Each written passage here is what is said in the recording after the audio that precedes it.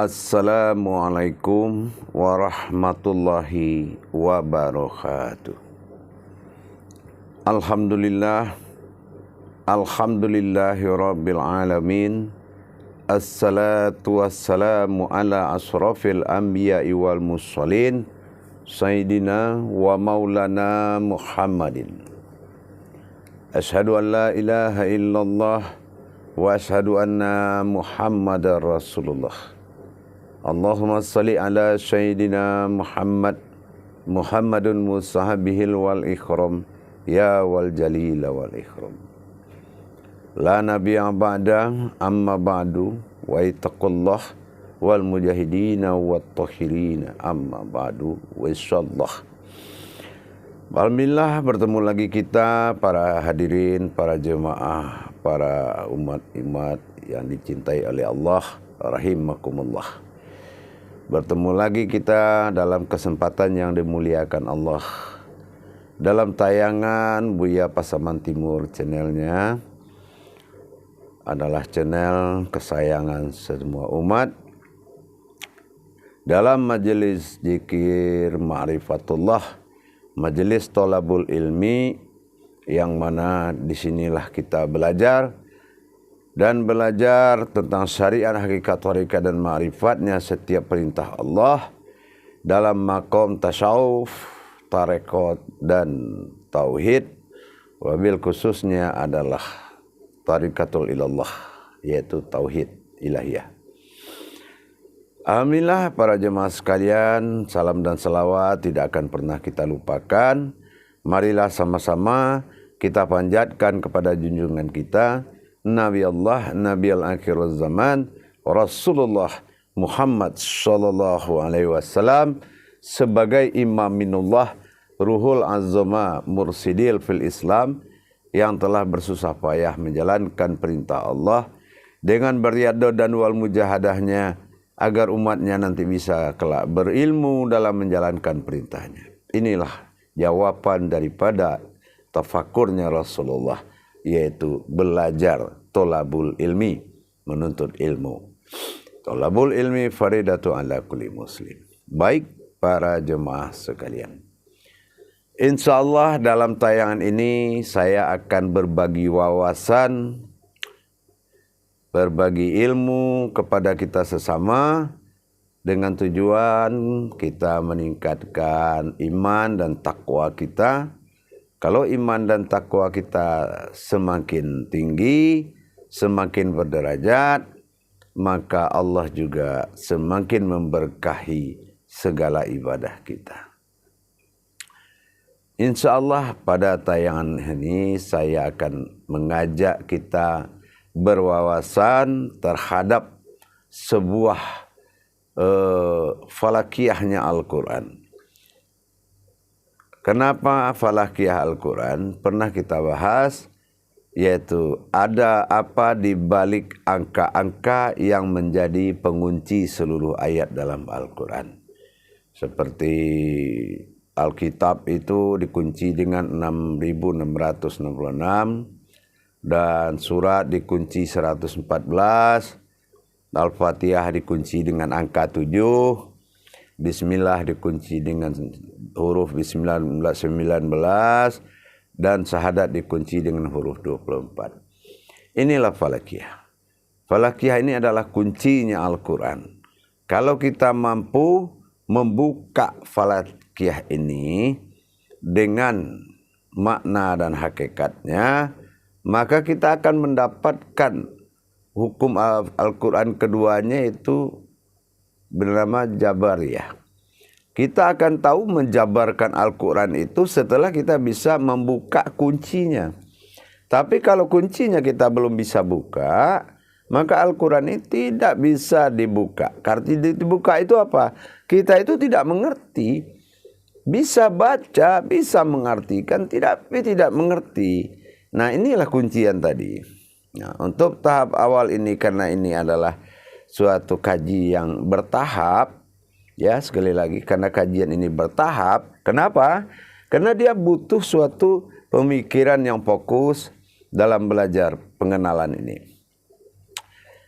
Pada kesempatan yang dimuliakan Allah ini, saya akan membuka dulu yaitu tentang maksud dan tujuan angka 6 yang ada 4 buah. 6.666 dalam bahasa kita secara mentafsir. Nah, dari angka 6 ini, angka 4 ini, ya Bu, itu 6, kita sebelumnya kita harus sadar dulu bahwasannya setiap perhitungan terhadap alam itu falakiyah atau angkanya berkelipatan 6. Artinya apa? Semua yang dijadikan dan diciptakan oleh Allah dalam kelipatan 6. Artinya 6 ini adalah dalam kelipatan 6 masa. Nah, 6 masa inilah yang menjadikan semua ciptaan ini akan terjadi. Nah, jadi kelipatan alam itu adalah 6. Nah, jadi berketemulah yaitu kodrat daripada masa ini adalah 6. Dan kodrat daripada 6 ini setiap alam akan berjumlah 4. Contoh 4-nya apa? Kita kaji setiap alam itu 4. Air, api, angin, tanah. Ini alam. Kalau jasad, kulit, daging, urat, tulang. Nah, kalau itu kodrat, di, wadi, mani, manikam. Ini kodrat zat. Nah, kalau kodrat nur, Nurullah, Nur Muhammad, Nur Hak Allah. 4 juga. Nah, kalau umpamanya berupa kodrat batin, dia juga 4. Ada napas, tanapas, umpus, ampas. Nah, ini namanya adalah kodrat daripada alam. Alam itu sendiri, dia adalah berkualitas 6. Masa. Alam itu adalah masa. Jadi, kalau tersusun angka 6 itu 4, berarti Al-Quran hanya mampu menjabarkan yaitu 16 kodrat yang ada pada alam. 1 tambah 6 ditambah 7, menjadi 7. 7 itu adalah sifat. Sifat setiap penciptaan. Zat dan sifat. Zat akan berjumlah 3. Sementara sifat akan berjumlah 7. Dalam pencarian selain dari zat jumlahnya 7. Nah, inilah 16. Jadi kenapa 16? Karena 16 dalam angka 6 yang 1 dari 6.666 ini dia menyimpan 4 kodrat di dalamnya. Kali 4. Makanya 6-nya 4 buah. Karena kodrat alam itu 4. Jadi bukan sembarangan Allah menjadikan 6.666 itu bukan karena kenapa 6-nya 4? Ya karena kodratnya dikaji itu adalah 4. Paham kan? Nah, kodrat yang dikaji itu adalah 4.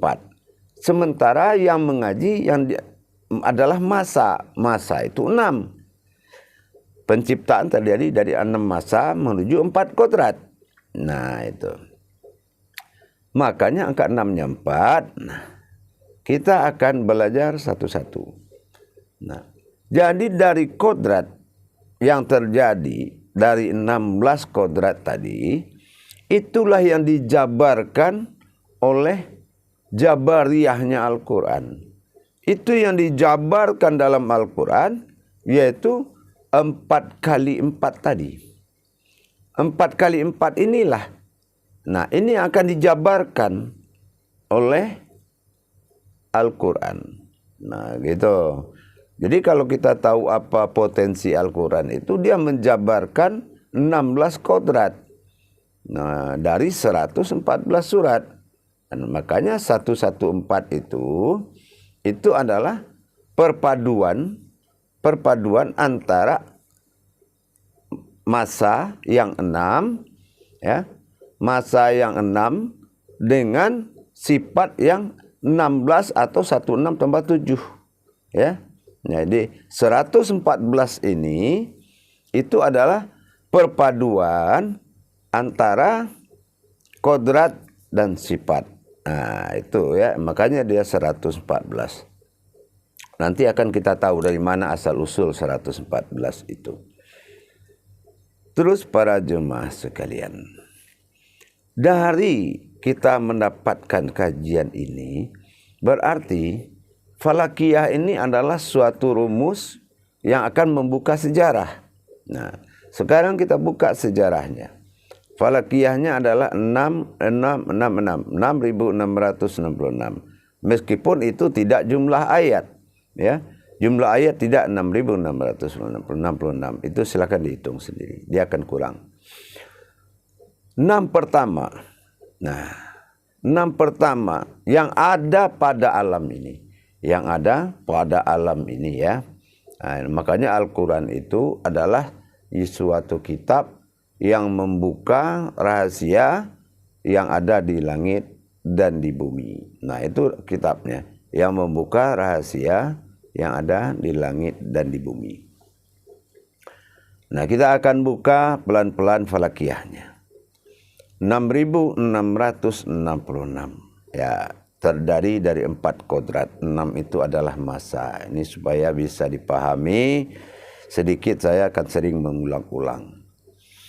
Jadi setelah kita paham 6 dan 4 itu adalah 6 itu masa, 4 itu kodrat. Jadi di dalam angka 6 itu ada 4 kodrat. Nah, itu menandakannya.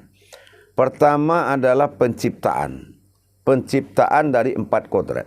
6 pertama dia menciptakan, yaitu 4 kodrat. Pertama menciptakan air, api, angin, tanah. Nah, gitu.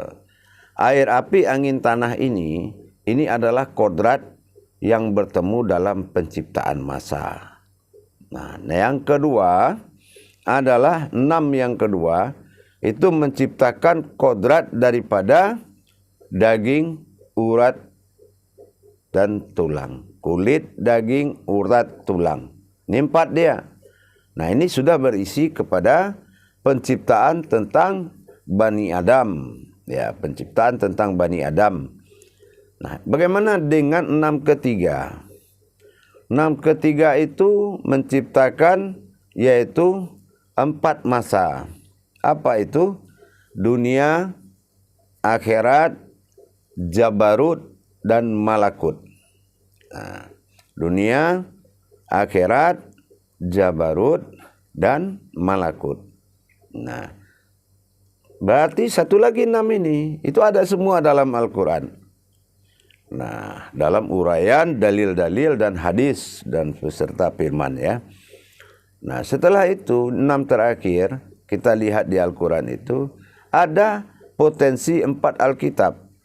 Al-Quran, Injil, Zabur, Taurat.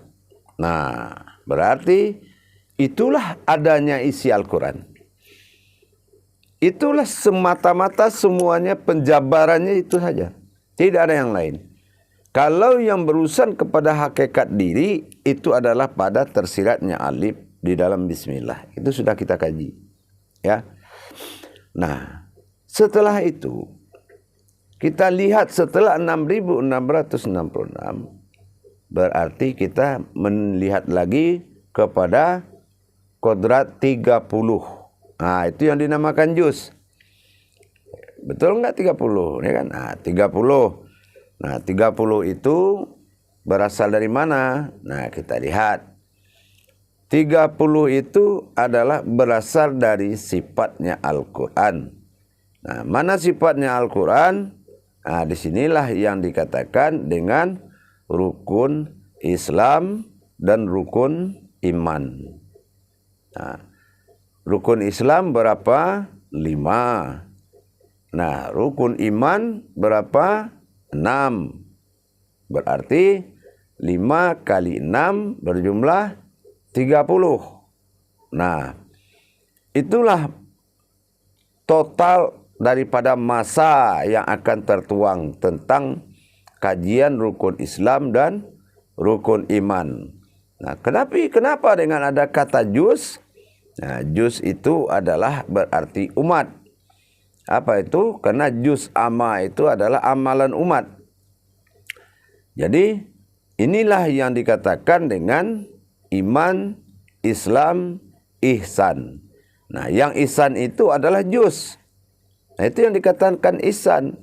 Yang iman rukunnya 6 dan Islam rukunnya 5.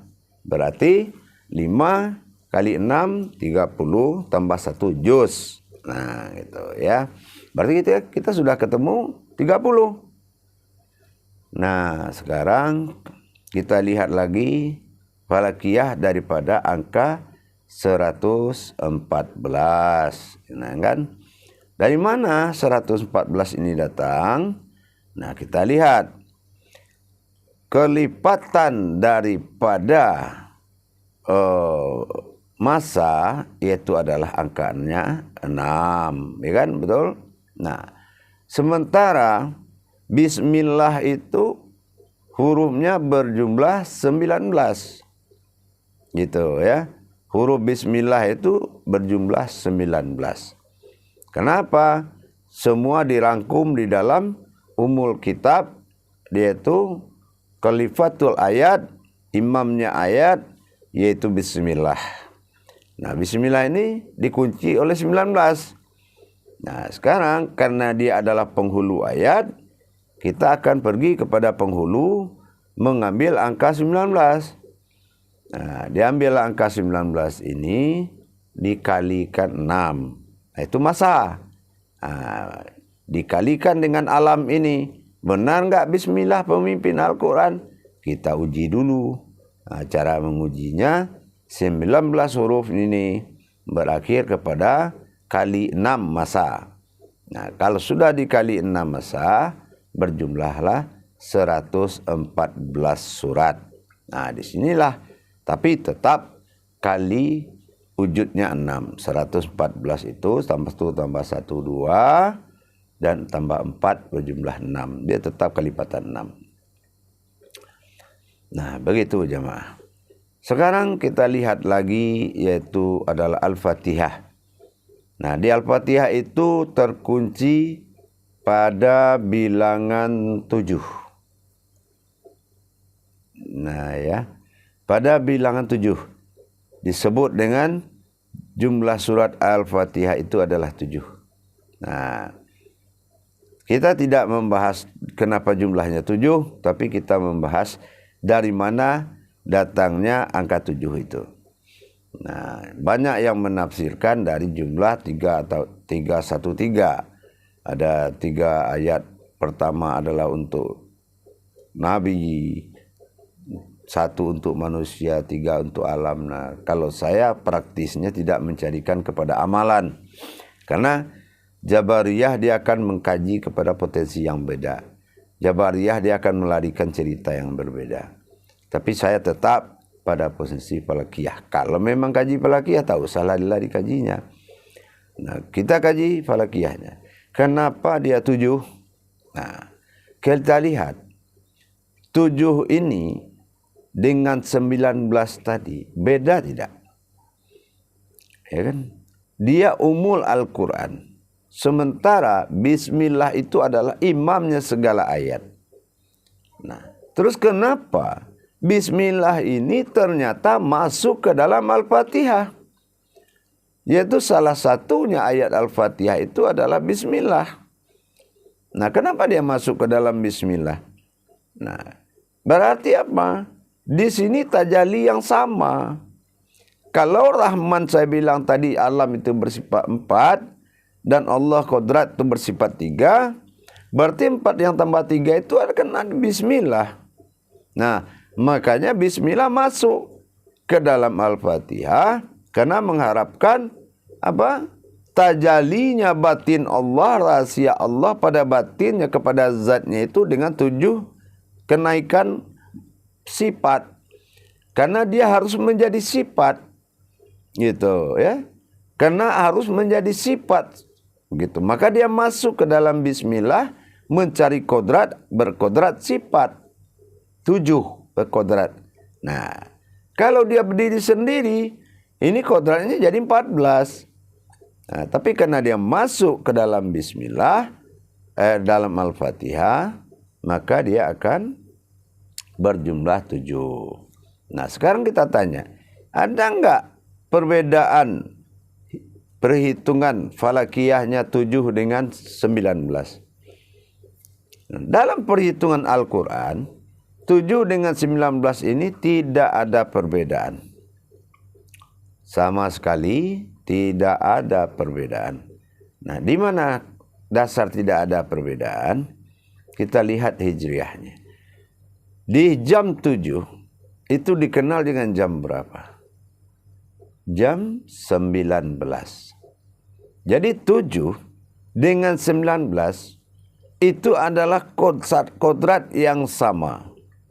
Kalau dia 7 itu adalah bersifat kodrat daripada sifatnya alam. Nah, sementara 19 ini 1 tambah 9 adalah 10. Ini menandakan janji Allah. Janji Allah kepada alam. Makanya janji Allah ini kepada manusia terhadap alam itu 10 kali lipat. Dalam Al-Quran cukup jelas. Nah, setelah kita tahu perjadiannya 7 dan 19 ini tidak ada perbedaan. 7 itu adalah tajalli batinnya, 19 adalah kodratnya. Kenapa? Dan 19 itu Rahman itu 4, Rahim itu 3 kodrat. Berarti ini 7. Nah, sementara yang ditajalli bismillah adalah kodrat yang 7. Dari 7 sifat tadi. Jadi ini adalah jumlah sifat. Al-Fatihah itu jumlah sifat, bukan jumlah ayat. Jadi semuanya bermakna itu bukan maknanya angka, tetapi maknanya daripada Jabariyah itu sendiri. Nah, dialah yang mengunci Jabariyah. Kenapa? Contoh kita sholat. Kenapa 17 rakaat? Kenapa? Karena situ ada 1 dan 7. 1 itu kodrat Allah, tak boleh dibilang 2. Sementara 7 adalah kodrat sifat tanpa kita membaca semuanya lagi. Itulah umul. Umul Al-Quran itu ayatnya 7. Maksudnya 7 itu umul Al-Quran itu sifat. Nah, kodrat Al-Quran itu zat.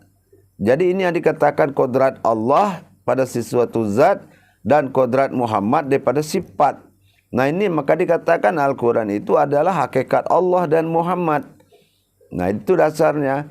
Makanya dia 17. Jatuhlah daripada jumlah rakaat yang berasal dari perpaduan falakiyah tadi. Makanya dia sudah berpadunya bismillah, ya kan, dengan Al-Fatihah ini. Nah, maka dia berkodrat 17. Nah, gitu. Jam 19 adalah jam 7. Nah, gitu. Jadi di sinilah dikumpulkan semua kodrat itu bernama 7. 7 itu bernama sifat. Kodrat Allah adalah kodrat daripada ketetapan daripada isbatnya, itu dinamakan satu wujud atau kodrat, dinamakan alif. Dikatakanlah 17, yaitu menghadapnya sifat kepada zat. Nah, inilah 1 pada zat, 7 pada sifat. Menghadapnya sifat kepada zat 17. Nah, kenapa hijriahnya 5, jam 17 itu jam 5? Karena 5 adalah kodrat daripada ba'da atau kejadian atau yang akan dijadikan atau yang terjadi itu. Itu namanya ba'da. Ba'da itu kodrat, waktu kalau dalam bahasa amaliyah. Nah, itu beda. Kalau waktu dengan ba'da itu beda. Perbedaan daripada sisi kodrat. Jadi begitu para jemaah sekalian. Kita mengetahui seperti itu. Yang kedua berikutnya adalah mengetahui tentang ada lagi asma Allah yang bersifat angka, yaitu Asmaul Husna. Nah, kenapa Asmaul Husna ini tidak ada dalam Al-Quran? 99. Nah, kita kaji falakiyah ya, jangan lupa jemaah, jangan kaji Jabariyah. Kita kaji falakiyah, kaji perhitungan maksudnya. Kenapa 99 tidak ada di dalam 114 atau dipimpin oleh 19? Itu bismillah. Kenapa Asmaul Husna tidak mewujud dalam bismillah atau dalam Al-Quran? Yasin ada, karena janji Allah dengan keputusan Allah. Nah itu ada. Nah cuma kalau Asmaul Husna itu sama sekali tidak ada dalam Al-Quran. Nah sekarang kalau kita uji falakiyahnya, kita uji falakiyahnya lagi, yaitu tentang pemimpin Al-Quran dinamakan 19 jumlah hurufnya. Nah dengan 19 jumlah hurufnya, maka kita akan menguji dengan 99. Nah ya, 99 akan kita uji dengan 19. Kalau ternyata nanti keputusannya itu tertinggi dan berkuasanya 19, berarti Asmaul Husna harus masuk ke dalam 19, yaitu Al-Quran. Tapi kalau ternyata nanti 19 itu kalah oleh pengujian kita nanti di 99, maka bismillah di dalam rumus 99. Nah, jadi kita akan uji. Falakiyahnya kita uji 19. Nah, kita uji 19 ini bertemu dikali dengan 99. Nah, jadi 19 kita kalikan dengan 99. Ternyata itu menghasilkan 8118. 8118. Nah, jadi 81 18. 8 tambah 1 itu adalah 9. 1 tambah 8 9. 8 1 18. Jadi akhirnya 99 kalah 19. Berarti Qodrat Asmaul Husna ternyata memang menjadi Asmaul Husna zahir dan batin. Rupanya Asmaul Husna ini setelah dibuka ternyata dia adalah kodrat daripada Al-Quran itu sendiri, zahir dan batin. Apa contohnya? Asmanya alif ternyata terlihat, husnanya alif hilang dalam bismillah, atau kodrat ayat itu adalah husna. Nah sementara asma adalah kalamiyahnya atau kaulinya. Jadi menanglah dia Asmaul Husna. Tetapi kemana kekurangan ayat tadi? Nah kita cek lagi. Kemana kekurangan ayat tadi dari 6.666 menjadi 2.236 tadi? Ternyata kata mim ha mim dal ini pelengkap. Kalau dihitung mim itu huruf keberapa dalam juz amma, dicari surat keberapa dan berapa jumlahnya, begitu juga ha mim dalnya, maka dia akan melengkapi kekurangan ayat tadi. Nah, jadi ternyata di situ kita tanyakan kemana yang bawa ayat itu tadi, yang kalam Muhammad itu, kita lihat ternyata 8118 ini dikurang jadinya. Kita cari melalui falakiyah. Tidak perlu kita susah mencari dengan jabariyah atau kajian. Ternyata 8118 itu melahirkan angka usia meninggalnya Rasulullah sallallahu alaihi wasallam. Kalau 81 dikurang 18. Nah, insyaallah ternyata memang Rasulullah hijrah membawa saripati Al-Quran di dalam dirinya.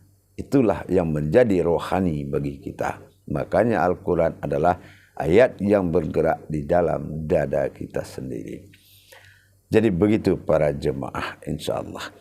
Sekarang falakiyah Al-Quran, kalau memang penguasa daripada alam ini, Al-Quran adalah kitabullah, penguasa Al-Quran, kita uji lagi ke waktu dunia. Nah, karena ketemunya di waktu. Kita ketemu dalam waktu putaran dunia, yaitu jam. Ini masa.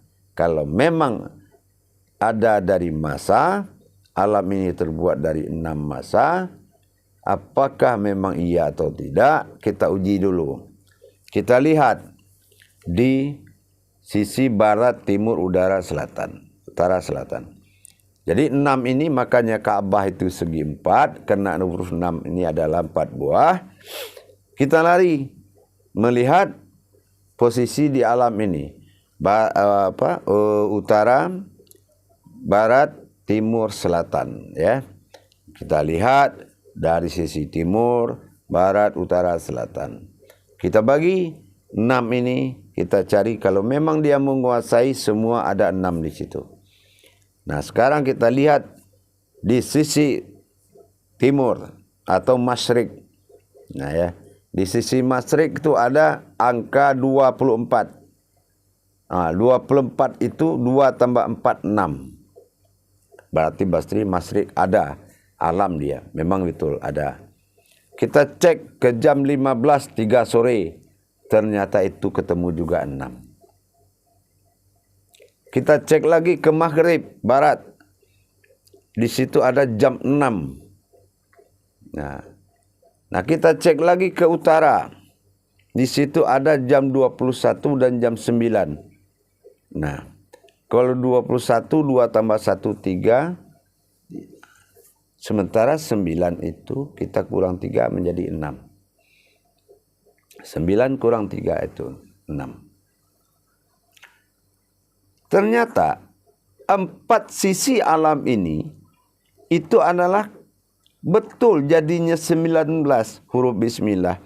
Diawali angka 1 dunia ini, diakhiri angka 9. Karena 10 janji Allah. Ya. Nah, 11 adalah tauhid, yaitu jam 23, yaitu jam 5.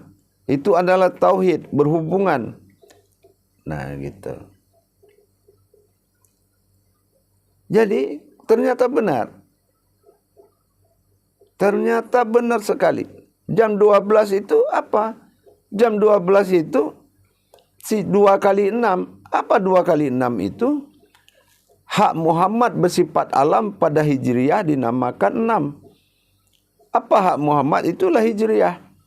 Dikala malam tidak dihitung 13. Jam 1 itu jam 1 dihitung 1. Siang dihitung 13. Begitu saja selanjutnya. Itu jam Hijriyahnya adalah jam Muhammad. 6. Sementara yang hitungnya sampai 13, 14, 15, 16, 17 itu adalah jam Masehinya tajalliullah pada Adam. Inilah yang mengadakan terjadinya 12 zikir azibul ghaib. Azibul ghaib itu zikir yang menghalalkan, berzikir Adam dengan Muhammad untuk menghalalkan langit dan bumi ini tempat kita solat. Halal lah. Azibul ghaib itu menghalalkan semuanya. Menetapkan atau kharirinya Allah menetapkan bahwa dimanapun umat Islam itu boleh sholat. Mau di pinggir kali, mau di masjid, mau di rumah, halal semua. Inilah dampak dari azibul ghaib atau angka 12 tadi. Jangan tak benar. 19 itu 1 adalah 9. Diawali angka 1 dunia ini, diakhiri 9. Ya, kalau dalam bahasa falakiyah, 1 tidak akan menjadi 2 wahid pada sifat Tuhan tunggal. 2 tidak akan menjadi 3, disitulah baru adanya namanya antara wahid dengan aftar yang nama Allah pada agama. Dinamakan 3 tidak akan menjadi 4, bersekutulah Allah pada batinnya, rohani dan nuraninya atau alif lam mim tadi. Bersatunya Allah juga di langit pada dinamakan sifat alam pada Allah. Nurul iman, nurul Islam, nurul Islam, yaitu bulan, bintang dan matahari. Begitu aja sampai 9, nanti ada. Jadi begitu para jemaah. Ternyata 6 ini memiliki kekuasaan. Ya kan? Jadi dari 4 penjuru tadi, itu sudah dikuasai oleh 6. Nah, bagaimana dengan yang menang tadi, yaitu Asmaul Husna? Ya, bagaimana nasibnya? Apa dia berkuasa juga di situ? Tadi 6 berkuasa dari 4 penjuru. Nah, kita lihat apakah Asmaul Husna 9 ini berkuasa. Kalau di Al-Quran dia sudah menguasai zahir batin. Ternyata kita hitung. Di situ kita lihat 2 jam masyrik atau timur. 2 tambah 4, 6. Ya. 6, 2 tambah lagi jam 12. Tadi jam 24 tambah jam 12. 1 tambah 2, 3. 6 tambah 3, 9. Berarti masuk Asmaul Husna di situ. Ada zahir batin dalam kodrat di sana. Kita lagi lihat jam 3 sore. Di situ ada jam tadi 15 dan jam 3. Jam 15, 6. Tambah 3. Berarti benar juga. 6 tambah 3 juga 9. Berarti selatannya sudah dikuasai. Nah, bagaimana dengan maghrib? Tambah maghrib nyata lagi, yaitu jam 18. 189. Yang paling nyata adalah di utaranya, yaitu jam 9 pagi. Jadi 99 itu berkuasa pada zahir dan batin yang ada pada 6 yang berjalan. Jadi sinilah kita mengambil kesimpulan bahwasanya 69 itu, 6 itu adalah kodratnya alam, 9 adalah kodratnya hakikat atau dikatakan domah. Inilah kodrat hakikat. Jadi ada hakikat yang tersembunyi dari 4 penjuru tadi. Meskipun syariatnya sudah ditetapkan oleh angka 6, tapi syariatul hulul hakikah yang 6 juga melahirkan suatu makna, yaitu 9. Makanya 9 ada di pojok semua kejadian. Jadi para jemaah sekalian, setelah kita katakan Al-Fatihah ini adalah Al-Quran ini adalah dikunci oleh falakiyah. Tetapi ada sesuatu password. Ya. Passwordnya adalah kelipatan 3. Nah, ini yang harus kita paham lagi. Kelipatan 3. Yaitu jiwa, raga, dan hidupnya. Sesuatu yang ada kalau tidak memiliki jiwa, raga, dan hayat atau hidup, nah ini tidak mungkin dia punya nilai. Maka inilah kodratnya alif lam mim tadi. Kita hitung alif lam mim itu cukup dengan angka 3. Meskipun tidak boleh dikatakan dia falakiyah. Ya, karena Allah berbuat sekendaknya. Tapi sebagai kodrat, boleh kita mencoba menghitungnya. Angka 3 ini, apakah bisa? Kalau memang Allah itu Rabbil Alamin, menguasai sekalian alam, kita coba itu. Ternyata betul, di masyrik itu ada 12, bersifat 3. 1 tambah 2, 3. Falakiyahnya. Gitu. Sementara, kita lihat sore itu memang jam 3. Gitu. Ya. Yaitu di selatannya. Jam 15 adalah jam 3. Nah, ditambah lagi ke bawahnya. Maghrib atau barat. Justru di situ jelas banget. 189. 9 kurang 6. Tetap 3 muncul di situ. Apalagi jam 21 di utara. 2 tambah 1, 3. Inilah dia. Rumus Al-Quran itu 6.666, 7.777, dan 3.333. Ini harus hati-hati. Pengertian sifat 7 itu adalah jumlah daripada sifat himpunan daripada umat dan alam. Tapi kalau 3, himpunan ketuhanan dalam diri. Nah, dan 9 adalah zahir dan batin Allah dalam Asmaul Husna. Dan ini sudah terhimpun dalam satu Al-Quran. Dalam satu kitab dinamakan Al-Quran. Begitulah para jemaah. Dari 3 pembacaan Al-Quran tadi, bahwasanya dari Jabariyah, Falakiyah, dan Hijahiyah. Nah, ini adalah ilmu yang menjadi pedoman sebagai rumus belajar.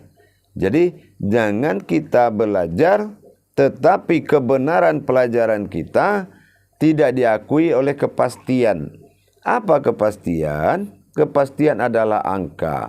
Dinamakan dalam bahasa komersialnya matematika Al-Quran. Nah, itu matematika Al-Quran.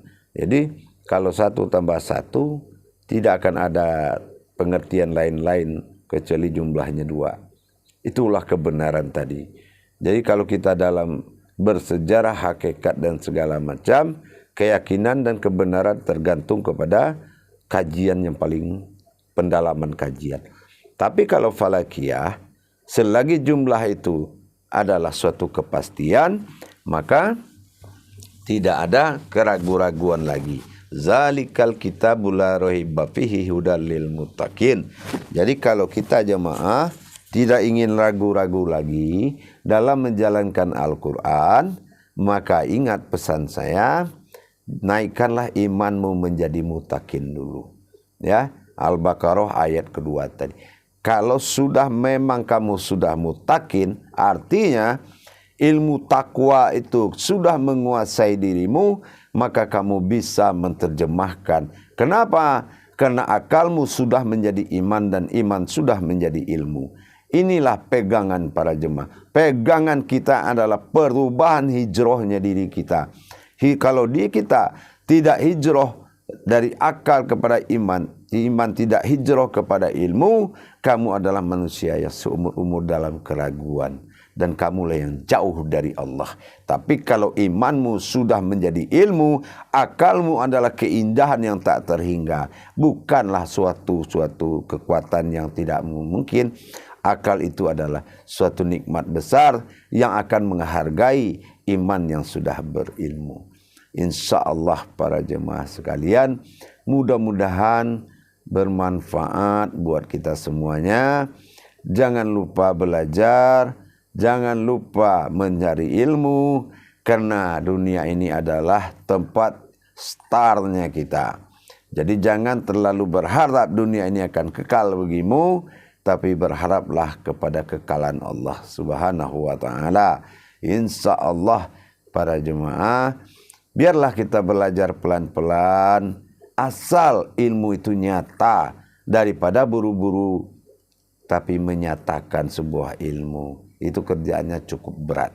Tapi kalau sudah berilmu kepada yang nyata, sesungguhnya rahasia Allah itu nyata pada diri. Ya, dan sesungguhnya yang tidak nyata adalah rahasia manusia yang disembunyikan. Para jemaah yang dirahmati Allah rahimakumullah. Saya berharap perantara YouTube ini, kalau memang ada jemaah yang kurang memahami kodrat-kodrat hakikat, kodrat-kodrat tarekat tasawuf, ya jadilah sekedar beriman dan memahami. Kalau tidak usah memberikan sesuatu hal yang ganjil dalam berkomentar segala macam, karena itu akan membuat kamu akan dimurkai oleh Allah. Kenapa? Setiap orang yang beribadah itu selalu dilindungi oleh Allah. Jangan jadikan dirimu sebagai musuhnya Allah. Karena ini bukan pemahaman. Karena kajian ini bukan pemahaman seseorang atau sekelompok orang. Ini adalah tauhid yang nyata yang wajib kita lalui. Insya Allah. Dengan kita meningkatkan iman dan takwa kita kepada Allah, mudah-mudahan ibadah kita memiliki derajat dan sudah pantas diberikan hidayah oleh Allah, sehingga kita dimuliakan oleh Allah. Jangan lupa Insyikok ayat 6 dalam Al-Quran menegaskan kita berusaha dan bekerja keras mendapatkan pertemuan dengan Allah, karena solat menuntut pertemuan.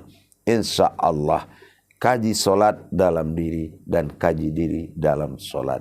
Mudah-mudahan pedoman demi pedoman, akbariyah insya Allah akan menjadi kupasan dan kajian kita. Tidak ada yang bagus disembunyikan, ingat, kecuali ilmu Allah. Makanya dikatakan intan di dalam laut. Ilmu Allah ini adalah ibarat intan di dalam laut. Kalau akal berpikir nekat dan tidak akan mampu mendapatkan kecuali keputusan hatimu mutlak kepada Allah. Dengan keyakinanmu kepada Allah, intan itu tidak perlu kamu susah mencebur ke laut. Cukup dengan doamu dia akan pindah ke tanganmu. Itulah maksudnya Allah berpatah berpetitih tentang syara Islam. InsyaAllah mudah-mudahan berkah buat kita semua. Akhirul kalam, wabillahi taufiq wal hidayah. Assalamualaikum warahmatullahi wabarakatuh.